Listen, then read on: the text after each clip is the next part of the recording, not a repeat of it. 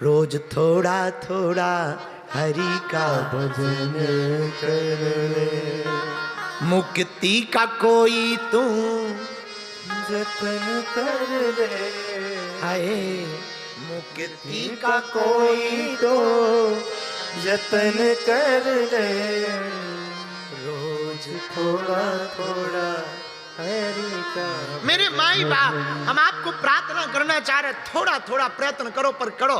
धन्य है नारद जी, सत्संग की इच्छा है, पृथ्वी लोक में आए, सत्संग के लिए आए। अच्छा महाराज फिर क्या हुआ? नारद जी से पूछा मिला सत्संग? अरे बोले मिला होता तो यहां भटके होते, मिला ही तो है नहीं। क्यों? बोले सब जगह गए। कहां कहां? पुष्करम चा प्रयागम चा श्रीशैले मल्लिकार्जुनम हरिक्षेत्रम कुरुक्षेत्रम श्रीरंगम सेतुबंधनम एवमादेषु तीर्थेषु भ्रममाणितस्तता। आहा, पुष्कर गए, प्रयाग गए, श्रीशैलम गए, मल्लिकार्जुनम गए, कहीं सत्संग नहीं मिला। बोले क्यों? कलिकौतुक तात न जाते कहीं, तपसी धनवंत दरिद्र ग्रही। कलयुग का बड़ा प्रताप। बोले क्यों? बोले महाराज ऐसा कलयुग का प्रताप कि कहीं सत्संग नहीं मिला। तो अभी भी तो कलयुग ही चल रहा। हाँ महाराज, नारद जी को सत्संग क्यों नहीं मिला?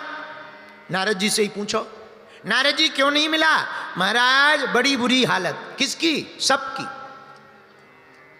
साधुओं के पास गए, अरे बोले गए तो साधुओं के पास सत्संग नहीं मिला। बोले महाराज पापस्य खंडा सापा खंडा, सब पाखंड में लिप्त हैं। मतलब नारद जी सुनाने लगे। बोले महाराज एक महात्मा के यहां गए, बड़ी बड़ी बिल्डिंगें बनी 12-12 मंजिल की।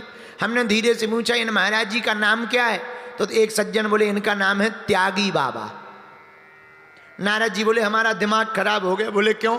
बोले नाम त्यागी बाबा, मंजिल 12, अहे त्यागी।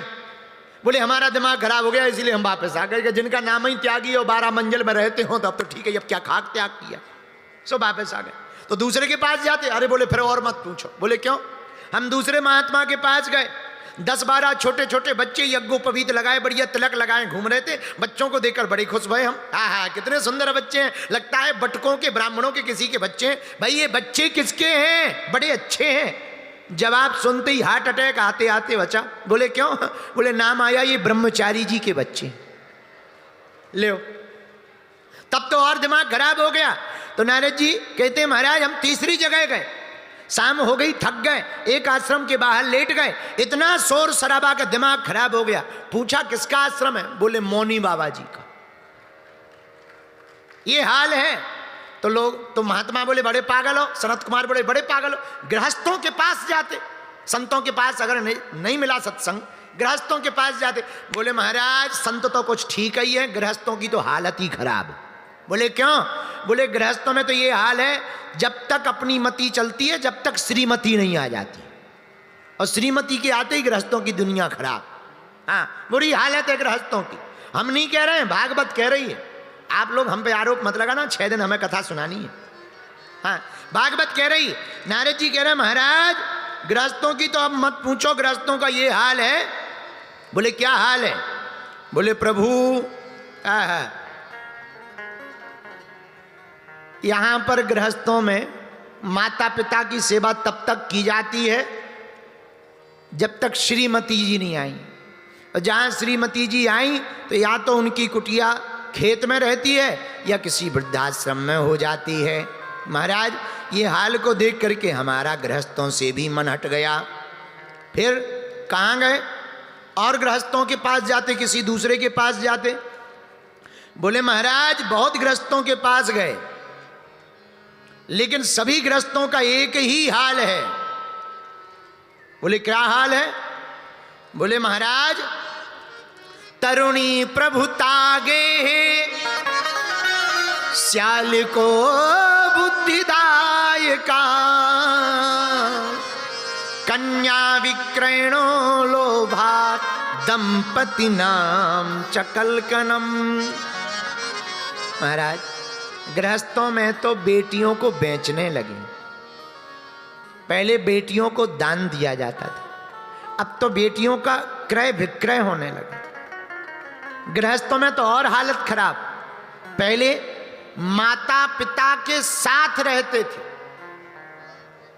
आजकल माता पिता बच्चों के साथ रहते। बंटवारा होता है कि ये बड़े वाले बेटा के भाग में गई या छोटे वाले के। गृहस्थों का तो और हालत खराब। बोले क्यों? एकता बची नहीं है। गाय बाहर छोड़ दी, कुत्ते भीतर ले आए। कुत्तों को बेड मिल रहे हैं, गाय को सूखी रोटी भी नहीं मिल रही। गृहस्थों की तो हालत खराब। बोले क्यों? बोले टेंशन में इतने मर रहे कि पेंशन भी नहीं ले पा रहे। कुछ तो टेंशन में पहले ही टपक जाते हैं, पेंशन मिलती ही नहीं। ये गृहस्थों का हाल। गृहस्थों की तो बुरी दुर्दशा है। बोले क्या दुर्दशा है? बोले बच्चे दाया बाया पाल रही है, बाद में वही बच्चे वृद्धाश्रम छोड़ देते हैं, माता पिता को पहचानते ही नहीं, भाव बचे ही नहीं। गृहस्थों की तो बुरी दुर्दशा है। दूसरी बात, नारद जी बोले श्याल को बुद्धिदायका कन्या विक्रयणो लोभा दंपति नाम चकल। एक और हालत क्या? तब तक बात सुनी जा रही जब तक विवाह नहीं हुआ। विवाह होने के बाद माता पिता से नहीं पूछते। स्पेशल फोन ससुराल में साले साहब को लगाया जाता। लाल गाड़ी लेवें या ब्लैक? पहले के जमाने में लोग गुरुजी से पूछते थे, महाराज आप बताओ कौन सा रंग बढ़िया होगा। माता पिता से पूछते थे लाल लेवें या काली। अब तो शादी होने के बाद साले साहब को फोन लगाया है, साले साहब गाड़ी ले रहे हैं, बताओ कौन सी गाड़ी ले ले। ठटरी के बारे घर पे माता पिता बैठे हैं, उनको कोई पूछ नहीं रहा।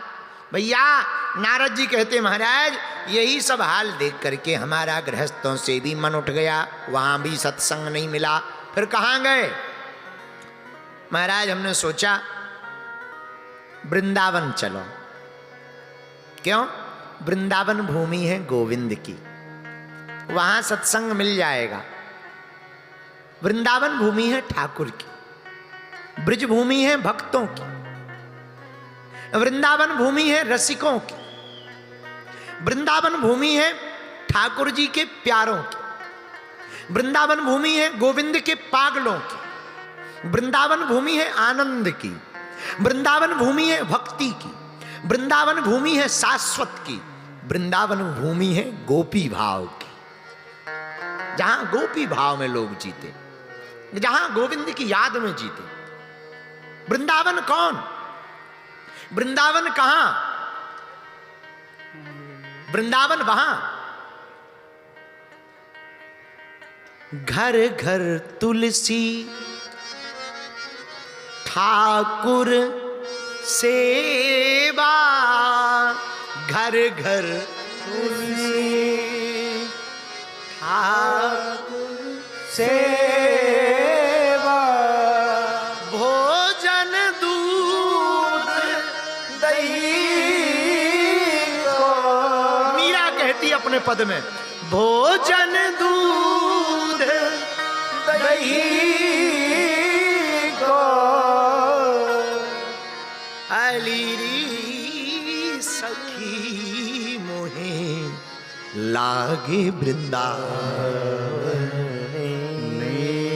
को, सखीरी मोहे लागे वृंदावन। ये वृंदावन है जहां घर घर गोविंद बसते हों, जहां गैयों की सुबुआहट हो, जहां मुख पर राधा राधा हो, जहां कदम्ब के वृक्ष हो, लहलहाती हुई धाराएं हो, कलकल किल्लोद करता हुआ यमुना का वो अविरल शीतल जल।